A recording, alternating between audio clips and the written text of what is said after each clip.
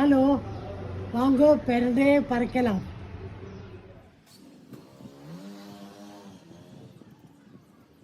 இங்கே பாருங்க பிரண்டை. Good morning. இன்னைக்கு பிரண்டை துவையல் எப்படி பண்ணுறதுன்னு காமிச்சு கொடுக்குறேன். இந்த பிரண்டையிலேருந்து நாரெல்லாம் எடுக்கணும். இந்த இலைய லெஸ்ஸாக இருக்கிறதுனால அதையும் கூட போடலாம்.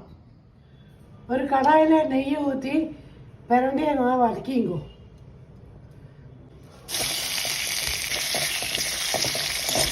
கருவேப்பிலையும் போட்டு வதக்கிங்க. 2 நிமிஷம் வதக்கிற பின்னர் வெங்காயம், உப்பு, புளியை போட்டு வதக்கிங்கோ. 2 நிமிஷம் வதக்கிற பின்னர் பாத்திரத்தை எடுத்து வச்சுங்கோ.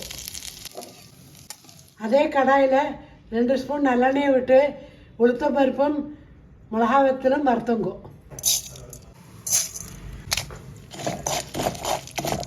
உளுத்தம் பருப்பு சிவந்தோடனே அடுப்பை அணைச்சிடுங்கோ. இப்போ இதையே இஞ்சியை போட்டு வதக்கிங்கோ. நல்லா வதக்கின பின்ன எண்ணெய் இல்லாமல் ஒரு பாத்திரத்தை எடுத்து வச்சுங்கோ. ஒரு மிக்சியில் வறுத்தத்தை எல்லாம் போட்டுங்கோ. இதுலேயே கொஞ்சம் வெல்லமும் கொஞ்சம் தண்ணியும் விட்டு ஃப்ளைன் பேஸ்ட்டுக்கு அரைச்சுங்கோ. பிரண்டை துவையல் ரெடி. இது இட்லி, தோசை, சாத்தோட ரொம்ப நல்லா இருக்கும். நீங்களும் ட்ரை பண்ணி எப்படிக்கு சொல்லுங்க. பாய்.